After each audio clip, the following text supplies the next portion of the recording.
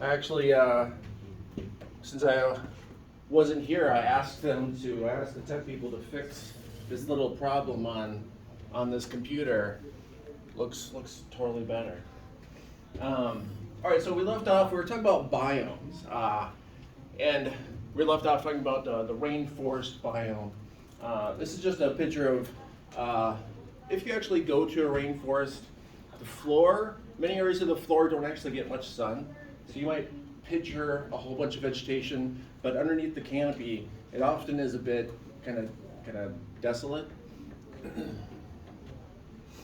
It's not going to work at all today. You get? It's always something.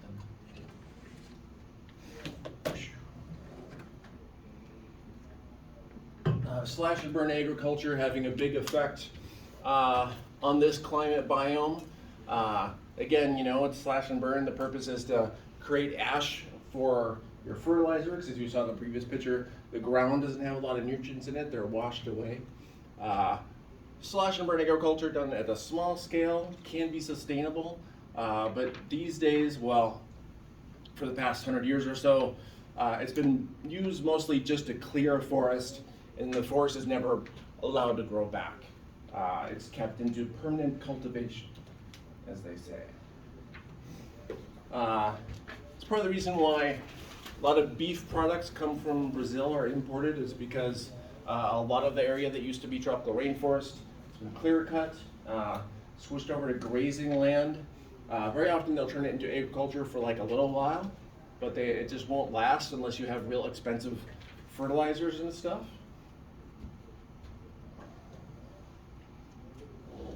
The word jungle, I don't remember if I mentioned this before. When you use the word jungle, people often just picture a whole rainforest, but the term jungle is actually for the part where the vegetation does come all the way down to the ground, right? So most of the rainforest, you don't have vegetation on the ground. It's just in places that are clearings. And so this, because it's along a river, the sun can hit all the way down, right? So then in places like that, you can have the classically defined jungle.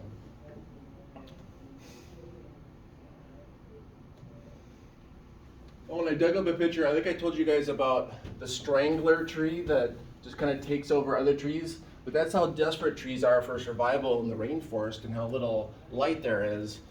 These trees, as you can see, they grow to take over, and then they eventually do kill the tree they take over, and they just take its place. But it's a quicker strategy. This climate, there's plenty of cities that are in this type of climate. They tend to be hot and muggy.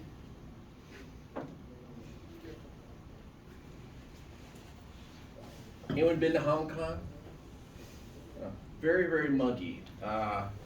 When I went, if you pay extra at a restaurant, they'll pull a plastic tarp around you, and your table gets air conditioning, but the other tables don't. I was surprised at the system. Also, it's in the city, but the vegetation is often tropical because that's what was nearby. And so you have these huge messes of roots that are growing all over walls and whatnot, because that's how tropical trees grow. These are some roots being dropped down by a tropical tree attempting to grow further out, but of course it's just hitting concrete.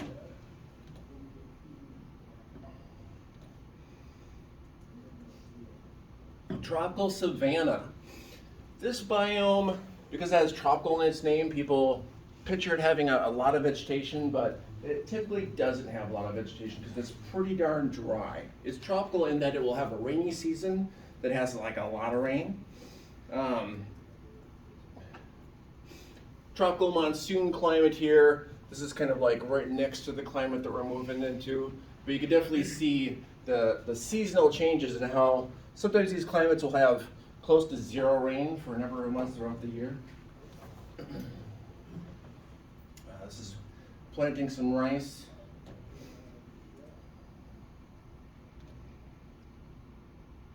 Tropical savanna climate. Again, like I said, in general, you could see that there's less rain, and it kind of depends on the specific place. You could see the seasonal change in this location here. Africa is more of classic savanna climate where you have lots of rain for a part of the year and then close to zero for maybe half the year. Sometimes more, sometimes less, depending on the specific place.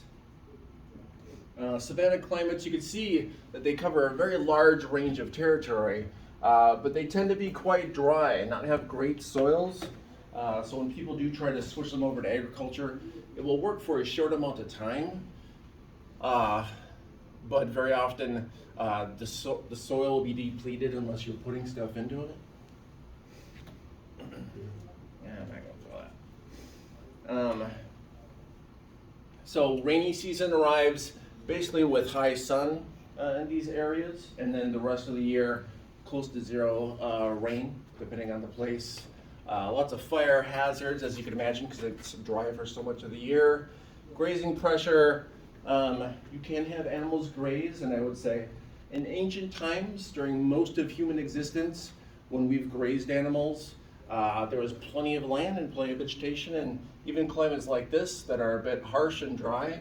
But modern day, when people are just trying to maximum the output of their cattle or whatever their crop is, that's when resources are overextended, right? The book goes into some good details about how, well, there's a lot of mutualism, a lot of specifically the animals interacting with the plants, and basically trampling down some plants, digging up some other plants, making it so that you have a number of different species that actually don't eat the same stuff, but in the same habitat they'll eat. Sometimes it's the same vegetation, but after the tough stuff has been gotten through by large animals like water buffalo. And it's a seasonal thing too, where sometimes it's when the trees are attempting to seed that you'll have different animals that specialize on specifically eating that. Poaching is a big problem, mostly because, well, for a few reasons. People around the world have decided that these horns have different medicinal values that are all kind of made up, but it makes it high in demand. They've tried a couple different things, like they've tried cutting these horns off in a way that doesn't hurt the animal, knowing that that would dissuade people from hunting them. You also have people who are just like big game hunters who will pay a lot of money, oh, there was some famous guy recently. That was name kind of out of my mind. But they'll pay to hunt down these animals, especially if they're near extinction, because then they're a bigger trophy for them. In these regions, you know, this guy's guarding obviously, but these regions just don't have a lot of money to guard. It's a huge range of territory, and it's just very expensive. They've tried an amount of, well, what if we have a permit process and we let a very small number of people hunt, if that would dissuade. But they mostly do that to get the income from big game hunters. But like I said, that stuff, it's all pressures on those populations. Similar situation with elephant populations and elephant ranges. Although much more so than hunting, the thing for the elephant is that we're destroying its habitat. We're taking its habitat, turning it into cities, turning it into farms. So the elephants just don't have a place to go and exist. So the numbers have gone down quite a bit. Oh yeah, there's that stuff. Same climate. If you've been to Puerto Rico, it has that same type of climate, but it has a number of forests that have been preserved, right? And Puerto Rico, being part of the U.S., it has a little bit more of a budget to protect its forest land, just like if you go visit forests in the U.S., the ones that we have left. We have money to maintain, money to defend against illegal hunting and whatnot.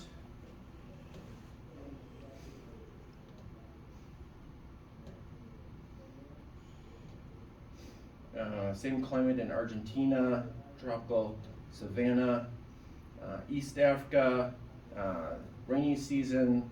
This is more of the dry season, but that's of course the reason why giraffes have evolved to be the way they are is because in the dry season, the first thing to die out is the grasses, but then you can still reach vegetation and trees because those roots go further down into the water table, so the trees will be living a bit longer than the grasses.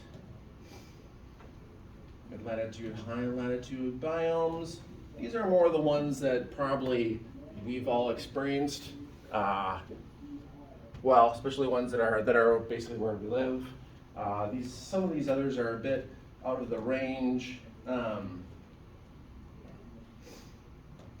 Temperate grassland.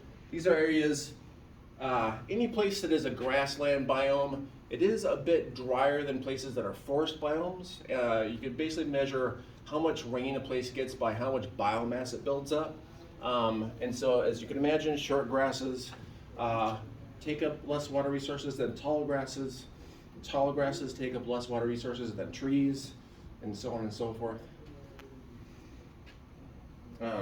Much of this land around the world has been changed into agriculture because it does make for decent agricultural land. I'm not going to go through that. Example in North America here, and in a nutshell, well, tall grass versus short grass, right? So we have more moisture here, a bit less, and then a bit drier. Then we have actual desert over here.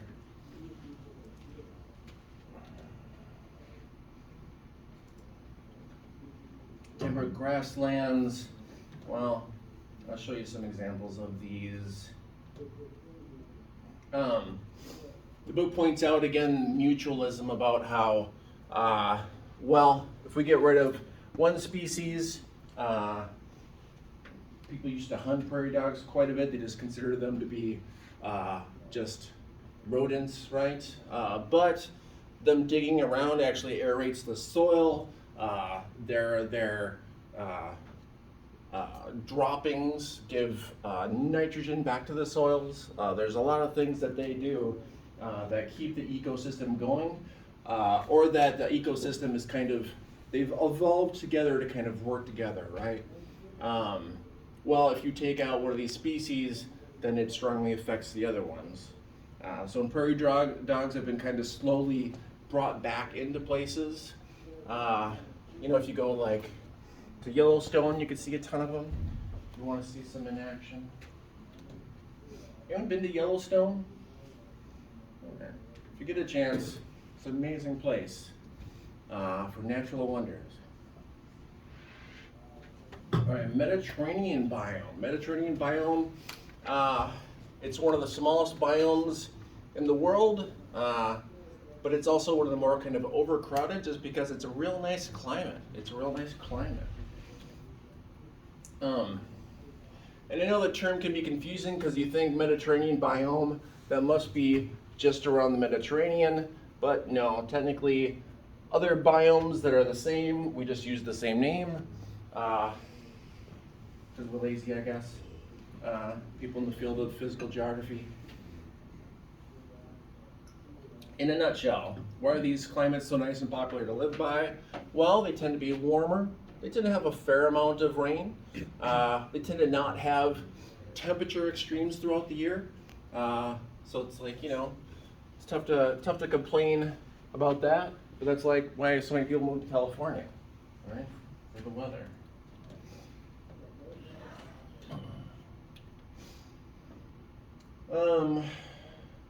I would say these climates do tend to be a little drier, and they tend to have a bit of a dry season. It kind of depends on which one. But this is when we start getting plants that are adapted to, well, as it says, water loss, fire adaptation traits. Very popular, like I said, a lot of humans have wanted to move to these, and so very often the natural landscape have been changed over to what humans have made of them. A couple different examples in the US, California. That's why we have, well, trees and whatnot that are specifically have evolved through time to fight off problems with fire. Sometimes fire are part of their natural life cycle because they're in a climate or an area where you just get fires almost every year. Of Grapevines is a real good example of all the different traits that you would usually find in fire-resistant plants. They have that thick bark. Probably wouldn't even think about it, but like, why would a vine need bark that was that thick? And the leaves, waxy, kind of a little more solid, very seasonal.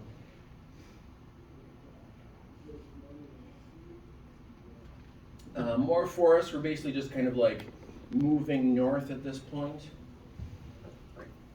Temperate forests, again, these are forests that we would know pretty well because people have probably been to places that have these types of forests.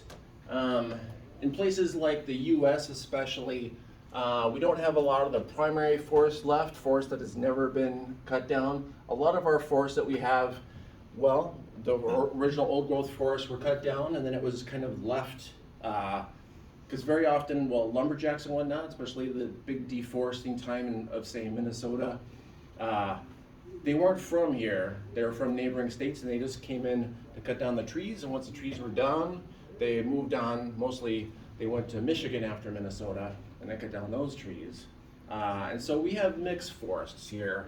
And these secondary forests, they can be like 100 years old, like they're still pretty good and regrown, and they have an amount of biodiversity that has come back. I would say usually these come back. Also, when they deforested, at first, a lot of that was not just for the lumber money, but it was sold to farmers, especially immigrant farmers, as good growing land, but then it was actually a real mixture of how good that land was or wasn't. A lot of it wasn't. So often they would try to farm it for a few years and then they'd go out of business, pack up, and then that would grow back into a forest just because the soils weren't good enough for anything else. And then, after 50 or 100 years, sometimes those areas people would declare this has to be a protected forest land now. So we have some of those. Those tend to not be our state official forests.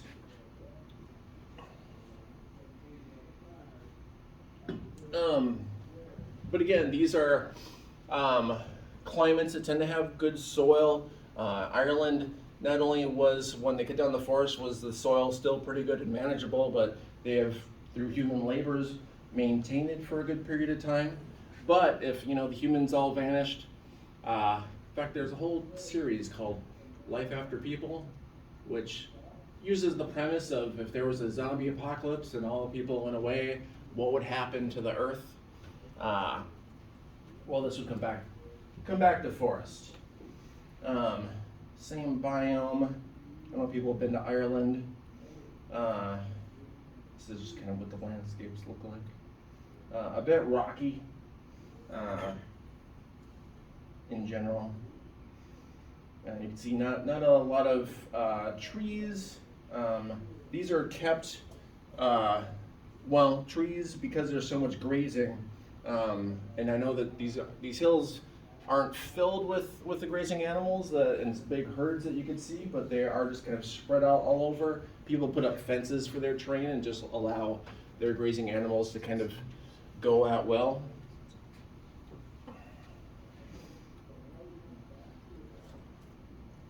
Temperate forests, again, some that will be kind of familiar if you've gone up to, as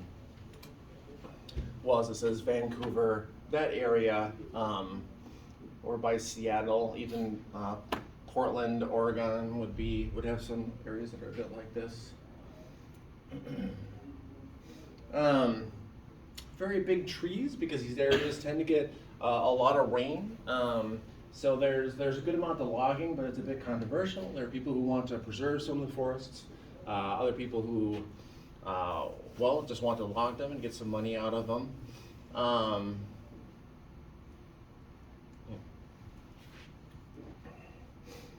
Boreal forest. Now we're getting further north, very often called taiga, especially if you watch documentaries and stuff, they'll call them taiga. But they're the northern forests. And as you can see, they have a huge range. One of the kind of interesting things is, as far as the forests go, this grouping have the most of their original growth that they had. because there's been less pressure about cutting it down. It's not that the wood isn't valuable, it's just that you just don't have a lot of people actually living this far north, and so you don't have as much people encroaching on the land and wanting to cut it down. People don't especially want to cut down the trees and switch it over into agriculture because it's so far north. The growing season is pretty short, which is fine for a forest, but it's not very productive when you change it into agricultural land.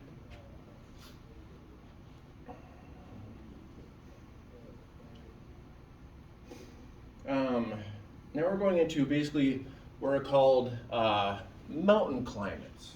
Mountain climates. There, I would say, well, we've talked about this before. As you go up in elevation, it's similar to just going further north. It gets colder. Vegetation has to change because you'll be changing climates as you go up in elevation.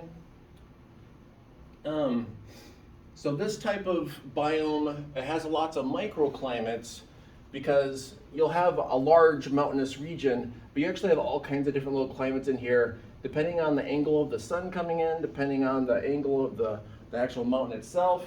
You can imagine that, well, if you're picturing a mountain, there's parts of the mountain, depending on where it goes, where it gets very little sun, right? So those parts would just be much more sparse. You also have areas that are, a lot of the precipitation is blocked, and so you'll have areas be quite dry. It really depends. That's something with this type of biome is they kind of pick big regions, and it makes you think that this whole region is going to be like this, but it's mostly lots of different microclimates. Changes a lot depending on the elevation. Oh, I will say one kind of interesting fact. I thought, well, before reviewing this chapter, I thought that the oldest tree alive was 16,000 years old. But technically, there's this whole forest of trees that have the same root system. And that root system is 80,000 years old. And so to me, that means that tree is that old, right? So some old trees were cut down. The one that was 16,000 years old was up in Norway somewhere. So it wasn't having a lot of pressure to be cut.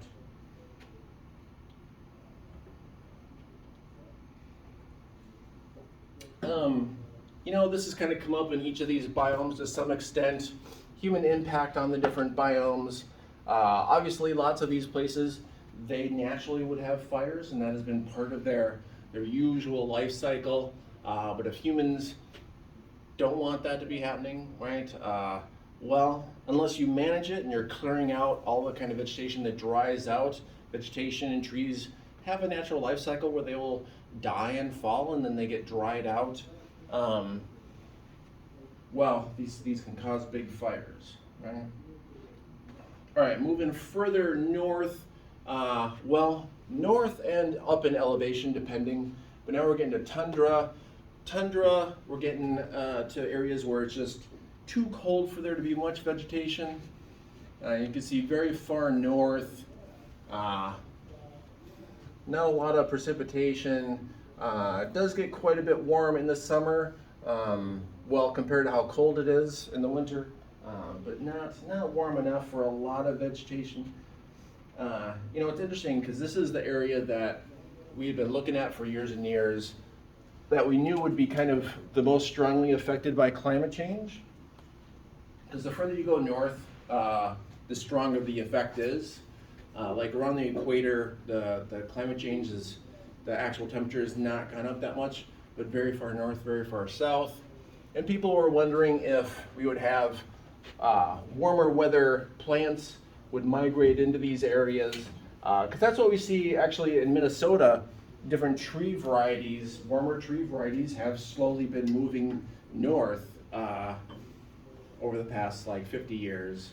Well, in these climates, what has actually happened so far is existing vegetation has just grown to be thicker, rather than so far other plants migrating in. I'm sure other plants will migrate in at some point, but like I said, so far, the vegetation that is there, it's probably uh, through evolution been bred to the point that any amount of warmth, it would be ready to kind of have a big growth spurt just because it knows it doesn't get it that much. So it's one of those things where like vegetation that used to be like a little bush is now turning into like a larger sized tree. Tree line, it's one of those terms that's pretty simple to understand, right? It's like, you know, if you're ever out in a mountain somewhere and you'll see where the trees just stop, right? Could always be the scenario that you're going to a place that has been deforested, but this is a natural borderline where you just don't get enough sun, don't get enough usually precipitation as well, and so your trees, just like when we're on lower elevations, will turn from being trees to being long grasses, and then being long grasses to mixed grasses, and from mixed grasses to short grasses, and then the further you go up, you get into tundra.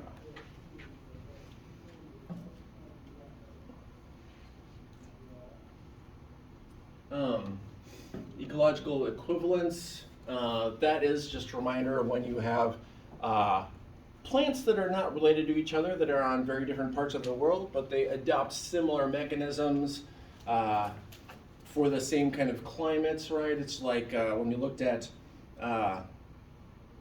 little animals that hop, it's like, well, how are they correlated to? Well, they tend to be correlated to places that are very sandy, because hopping is a more efficient way to get through deep sand than walking.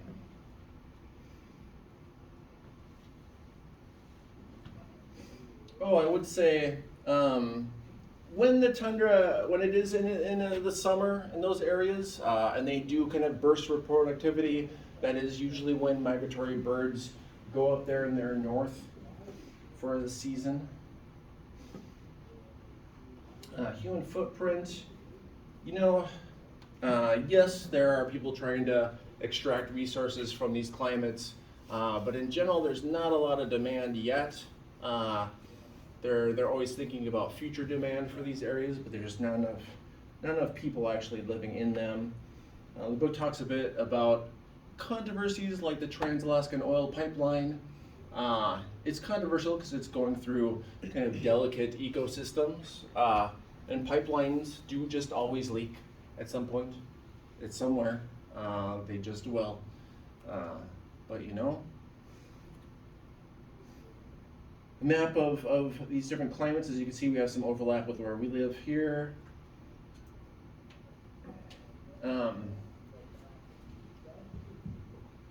I probably have said this before, but in order to get to a place that has a similar climate to what we have here in Minnesota, you'd have to go to Siberia. That's the other main place in the world that has a similar seasonal fluctuation. Little map here of snow days. General precipitation patterns. Oh, I just showed that one. This is because you've never seen this type of climate before, so I have a useful photo for you. And a better photo of the same climate. All right, we're going further north, subarctic. This is the boreal forests, right? Like I said, these are mostly still the old growth forests. The lumber is quite valuable, but it's just getting out there to chop it down that has kind of saved it for a while. This is also the area that we see a lot of permafrost. On the land, you can see this in patterned ground because of the freezing and thawing of the top level soil. Permafrost, just a reminder, topsoil will warm up in the summer, and you can have plenty of vegetation, but further in the ground, it stays frozen. Places like Scandinavia, they'll dig out areas, and they'll basically just use underground as a year-long refrigerator space. This is Alaska. Right, so in the summer, plenty of vegetation.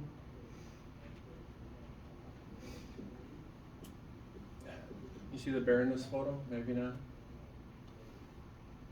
Just a little guy. Alaska, you can see the snow line very clearly. You can see the tree line even in this image. Very thick vegetation. I would say Alaska is similar to like Seattle, at least in the summer, as far as having lots of trees, very big trees, very thick vegetation, plenty of water, especially in the summer, some of the forest.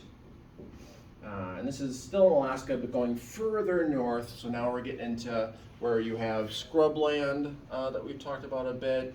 You can see there's plenty of moisture, but just gets pretty cold the further north you go. This is, I came across a bear that was sleeping in a tree, which I did not know that is actually a normal thing that bears do, because if they go up in a tree to nap, they know that they're not going to have a predator find it. So it is a safe place to nap. So if you are going to any of these places and you're in the forest, look up occasionally. I didn't have one drop on me, but I understood afterward that that was something that happens, because you could be beneath it and not paying attention and startle it and then get a bear on you, which is not the encounter I would want.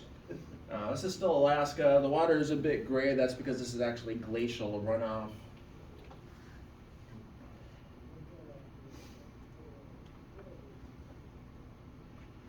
All right, so this is like even further to the north. So you can see there's moss, lichen, like bacteria, but not a lot else going on in these very far northern climates.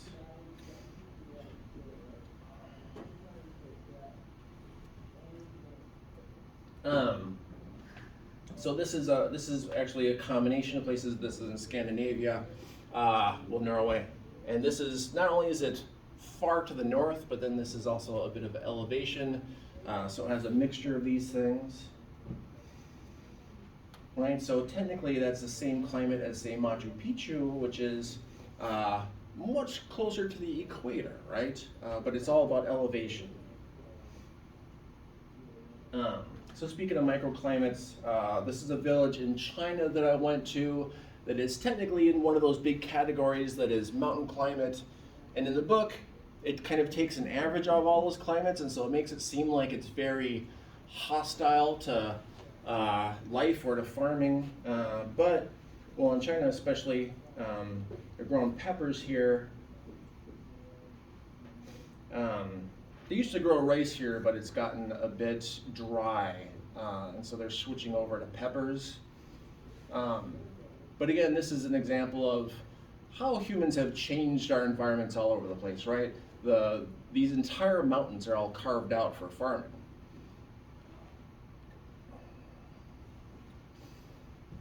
Right, and it's kind of like as far as you could go, they've been carved out for farming, because there wasn't a lot of productive farmland, and so they went into the mountains. This is a completely different one, but this is kind of your classic, what rice terraces look like, not in mountainous regions, but still hilly. Just reminders, as you go up in elevation, the air gets thinner. Also, just a reminder in general, these are the precipitation patterns when it comes to mountains.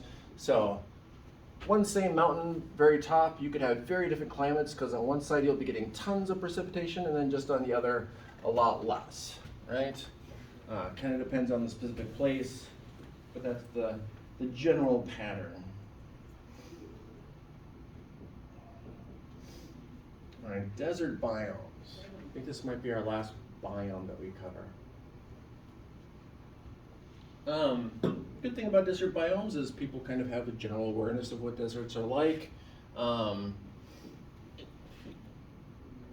you can see large areas of the earth, and a reminder that the reason these dry areas exist is because in general, you have the sun coming in around here, and then this all rises. When it comes back down, the air is very dry, and so it makes these kind of desert belts. These should just go here around the earth, but there's mountains that interrupt it, and sometimes there's ocean currents that kind of make it a bit askew. In general, climate graph. Very little precipitation, very hot in the summer. You do have cold deserts here and there. I think I talked about before, because we have some ocean currents here that makes this area very cold, much colder than you would expect. So yeah, hot deserts we've talked about, rain shadow deserts, right? The other side of mountain ranges, we've talked about those. Cold deserts, I feel like I talked about it a little bit. In Antarctica, they're called the dry valleys. And they're just valleys that get on the other side of the mountain. So when the air comes down, it's dry, and even though it's Antarctica, so you'd expect it to be covered in ice, there are areas that are just have no ice nor vegetation. Human footprints. Well, because these areas are kind of ecologically fragile, well, because that, not a lot of people have lived in them, and so people don't have that much of an effect. Some places like the US, you will have people who are moving there, well, because we're a wealthier country and we could afford to have people living in places that don't have great natural resources.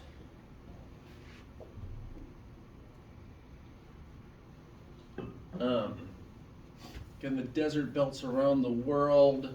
You also have the areas that are steppe right next to them. Just a reminder, these are areas that are also very dry, but just not quite as dry as a desert. So they'll be land that you could use for agriculture and whatnot, but it's area that could be overextended, like during the Dust Bowl. This area was farmed too much. And some more climographs of the desert.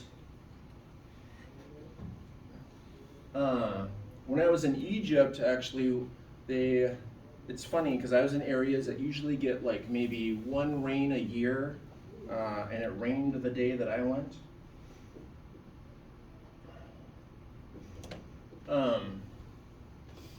This is like a fair example of desertification.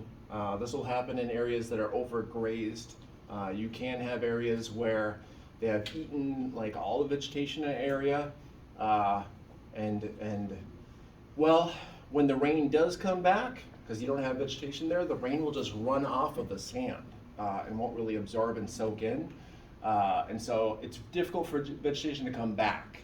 It's easier for vegetation to come back on areas that are next to vegetation at least. So you can see little bits here and there, like the vegetation wants to come back. But if you have a bunch of people who are grazing as much as they possibly can, right, because everyone wants to maximize how much they make. Sandstorms are also common in this climate, again because the sun has come down and hitting the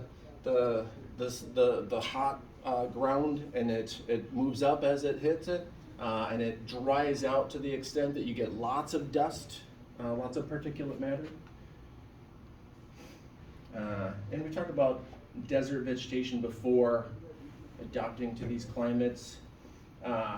This is technically in a desert, as you can probably see from the background, but this is an oasis.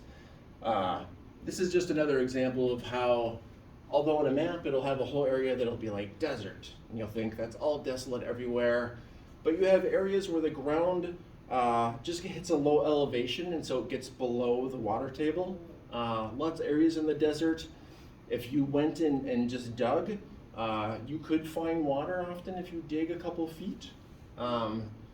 So make sure to go to a low point, right? I see on reality shows, people will be like on a survival show, and they'll be like at the top of one of these sand dunes, and they'll be digging, and it's like, well, at least go to the bottom of the sand dune and dig less. Like, there's not much of a chance that you're gonna dig your way through the top of a sand dune to where the water level is. But that's like survival. If you're ever stuck in a desert, if it's low elevation, dig. Could be water just a couple feet down. I got a couple pictures from when I went to Egypt. When I was flying in, it was pretty dry, what you might expect a desert to look like. Lots of dry riverbeds, which I thought were, pretty and whatnot, but not a lot of moisture. As I started getting near the city and their resorts and stuff, then they're using water resources, but not in the ways you might expect. It was Christmas when I went there, so they had this kind of skinny Santa Claus. A lot of the vegetation is brought in from different areas. This is all Egypt still. Lots of the plants that are from that area, they have the dry characteristics so that they can stay up through time. This is just some of the landscape, some of the locals. Like I said, the day I arrived, they had a bunch of rain, and they said that would probably be all the rain they would get for the year. So I just took a picture of it before it all evaporated off. So in Egypt, although most of the country is desert, as you know, along the Nile, there's good growing soil, and also, well, plenty of water because you have the Nile there, right? That's part of the reason why Egypt has an ancient civilization. These are actually just mud bricks. And I was realizing, like in the desert, like if you try to make a brick out of mud here and then try to make a house out of it, it would fall apart like instantly, right? These are 500-year-old mud bricks, and they could last that long because there's never any rain. There's never any rain. A little bit of Egypt. Again, plants are xerophytic, right? So things like a roundish shape can hold as much water as possible, having little defenses. Not only are these defenses, and then this works just like a leaf where it takes the energy from the sun.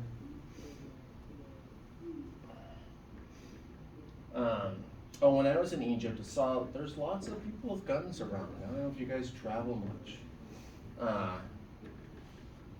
I got time for a quick Egypt story. So when I was in Egypt, there's a bit of hostilities between the majority Muslim population and the minority Christian population.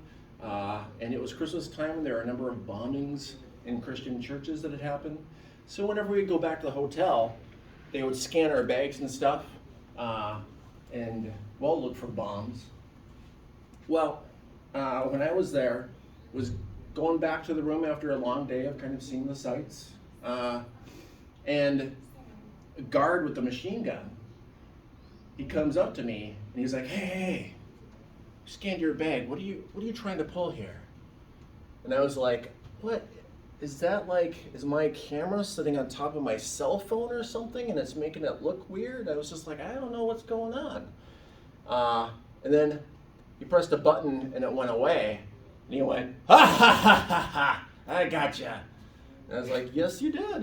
I thought I might be killed. You did get me. You did get me.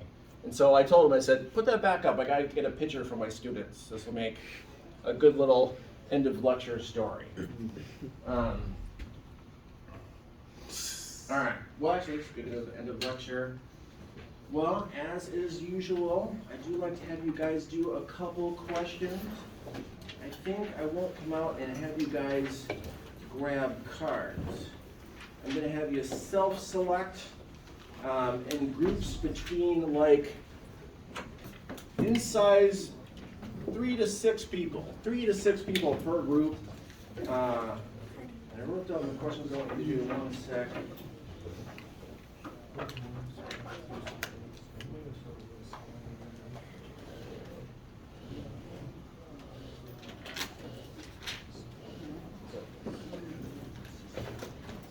All right. Page 300. Let's just do questions. Let's do question number 2, question number 4. Just 2 questions for you today. I think we got plenty of time to do 2 questions.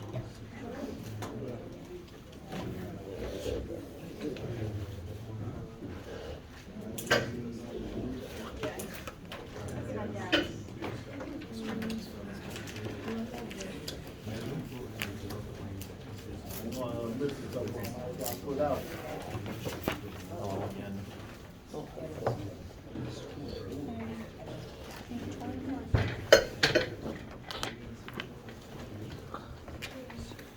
You can, if you want to write.